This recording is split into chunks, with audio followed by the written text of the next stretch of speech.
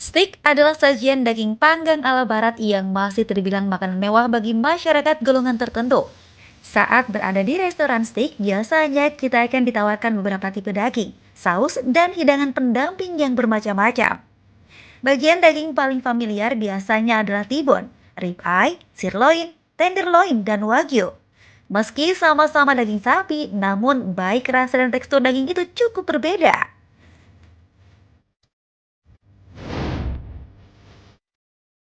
Menurut kamus di Oxford English Dictionary, steak berasal dari kata Skandinavia yang berarti irisan daging tebal yang dipanggang dan dikenal sejak abad ke-15, di mana disebutkan bahwa bangsa Spanyol lah yang memperkenalkan daging steak sapi. Meski industri peternakan sapi sempat lenyap di abad ke-16 akibat musim dingin, namun setelah Perang Dunia Kedua, daging sapi menjadi simbol kemakmuran bangsa Amerika hingga saat ini.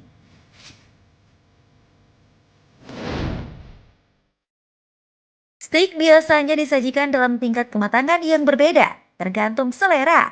Ada yang suka dengan daging yang matang sepenuhnya atau well done, ada yang tingkat kematangan 80% atau medium well. Kematangan 60% untuk medium atau medium rare bagi yang masih senang sedikit mentah atau rare dengan bagian matang di luar namun mentah di dalam. Namun, sehatkah kita mengkonsumsi daging yang setengah matang atau kurang matang?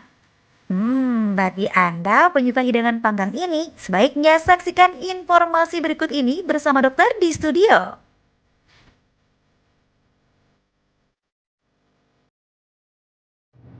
Pemirsa, kembali lagi di Hidup Sehat. Aduh, kalau ngelihat daging-daging tuh kayaknya udah pingin banget makan steak nih. Di sini bersama Intan Somadina dan Dokter Haikal. Betul, Intan. Kalau Intan suka steaknya dengan tingkat kematangannya seperti apa, Intan? Kalau aku suka well done. Kalau Dokter Haikal?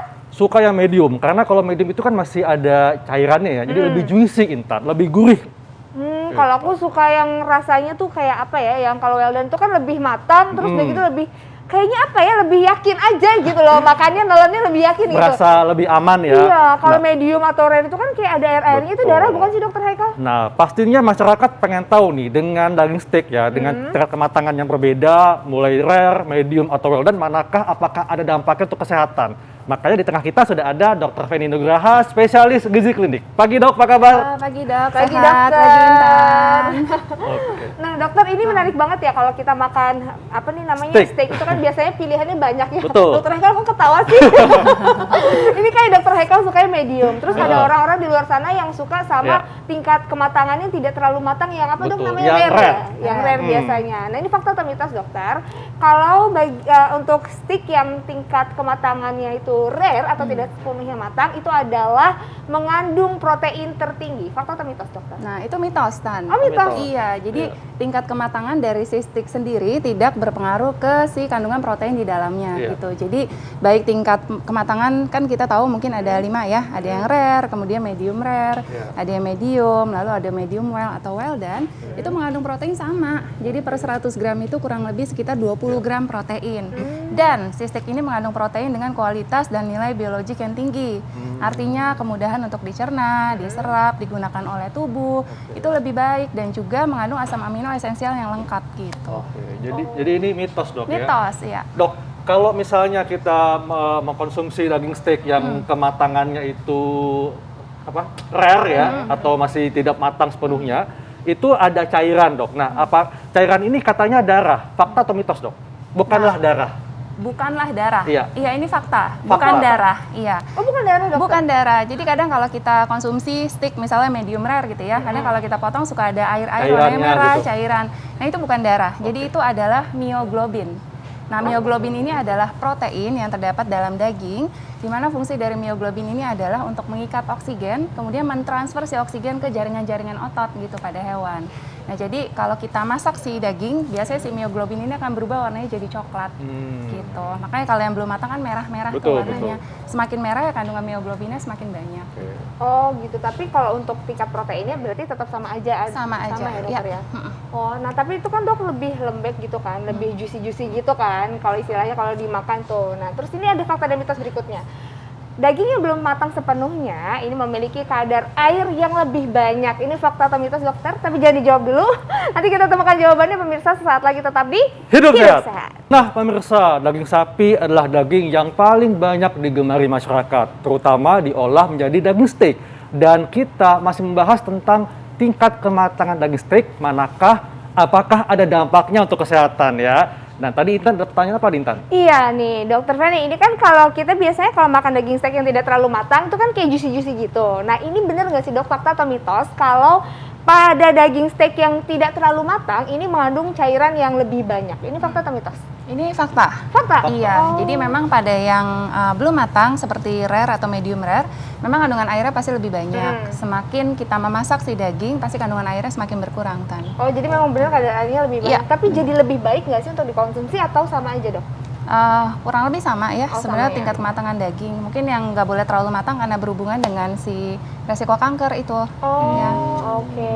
Jadi Oke. memang Oke, iya, dok. Ini kan daging steak kan memang dia berbagai macam kematangan, dok, tingkat kematangan.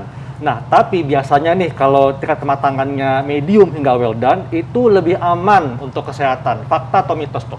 Medium well done lebih aman, iya fakta. Oh, fakta, dokter. Karena di daging yang mentah, masa belum matang, sudah pasti di dalamnya ada bakteri. Bakteri kayak mungkin E. coli, Salmonella, ini sebagai penyebab penyakit. Nah, Iya. tentu saja daging yang dimasak dengan matang, tentu akan lebih aman untuk kesehatan, karena bakterinya ini akan mati.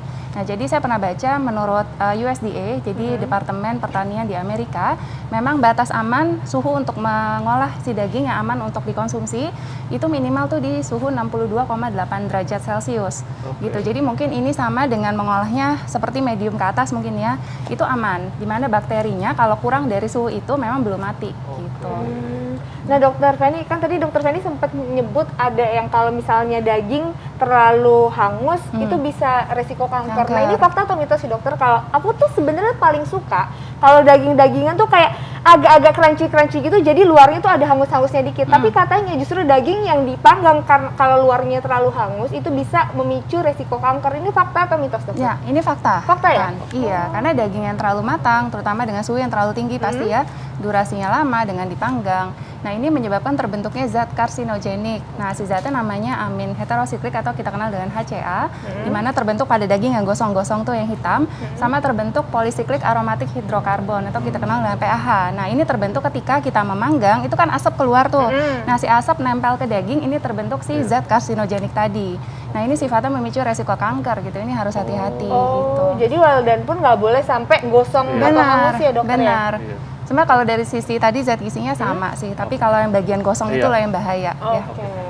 Tetapi dok, ini kan katanya dok ya, untuk supaya bisa terhindar dari kanker, maka daging steak itu dibumbui dengan rempah-rempah, jus jeruk, dan cuka, supaya bisa menghambat zat karsinogenik. Ini fakta atau mitos? Ini fakta. Fakta ya, dokter? Iya, jadi dengan membumbui atau memarinasi ya si daging dengan bumbu rempah-rempah tadi, memang sebagai penghalang antara makanan dengan si zat karsinogenik, sehingga bisa menghambat pembentukan dari tadi si HAC tadi, amin heterosiklik gitu. Jadi memang lebih aman daripada langsung dipanggang langsung tanpa memarinasi gitu. Oh gitu, jadi harus dimarinasi dulu. Nah dok, si karsinogenik ini bisa dihilangin nggak sih dok? Misalnya kayak abis makan yang mengandung karsinogenik, terus kita makan misalnya kayak buah atau timun atau Iya. ada nggak sih dokter yang makanan penangkalnya gitu? Sebenarnya kalau misalnya sudah terlanjur dimakan sih tidak ya, Oh, gitu. nggak ada ya? Tapi memang kalau makanan-makanan yang mengandung tinggi akan antioksidan, salah satunya sayur-sayuran dan buah-buahan.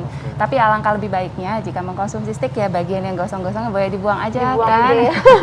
Karena Tapi itu tidak bagian paling sehat. enak dokter. Iya. Iya, dok. Tapi katanya dok ya, tadi kan sudah disampaikan bahwa daging yang kurang matang itu mengandung bakteri dan cacing yang berbahaya bagi tubuh. Fakta atau mitos dok?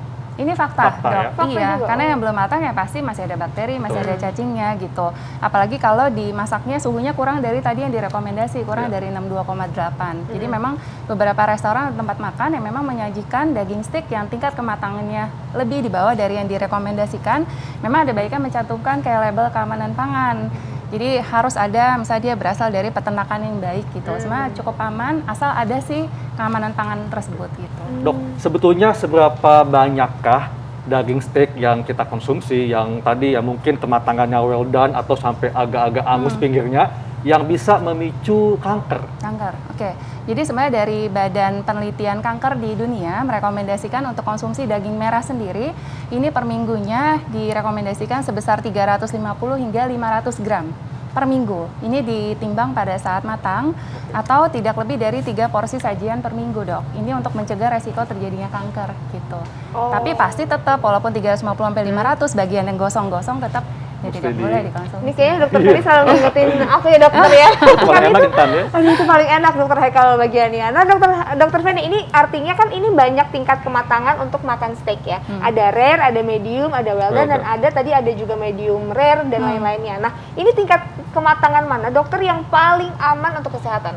Paling aman ya, pasti kalau paling aman ya matang. Oh, yang Intan. well done ya? Iya, yang well done itu pasti paling aman karena bakterinya pasti sudah mati ya. Tapi hati-hati aja jangan sampai terlalu gosong gitu. Tapi yang tadi tingkat kematangan di suhu dalam dari si steak itu minimal sekitar 62,8 derajat. Ini rekomendasi dari tadi si USDA tadi yang Badan Pertanian di Amerika gitu. Itu yang aman. Mungkin medium ke atas aman asalkan memang ada si label keamanan pangan tadi yang memang kalau kita konsumsinya di luar gitu. Jadi harus diperhatiin juga, nggak boleh sembarangan ya ternyata. Dan tentunya membatasi konsumsi daging merah, Dok ya. Benar, benar. Oke, baik Dok, terima kasih informasinya. Makasih dokter Feni informasinya. Nah, Intan, ini kalau saya lihat setiap hari ya, Intan kan kalau live memakai high heels. Iya. Intan nggak khawatir nih, apa nggak terganggu jalannya? Tapi emang ada bahayanya dokter kalau pakai heels terus-terusan? Nah, kita akan bahas nih bagaimana dampak memilih alas kaki yang tepat supaya kita tidak terganggu kesehatannya sesaat lagi tetap di Hidup Sehat.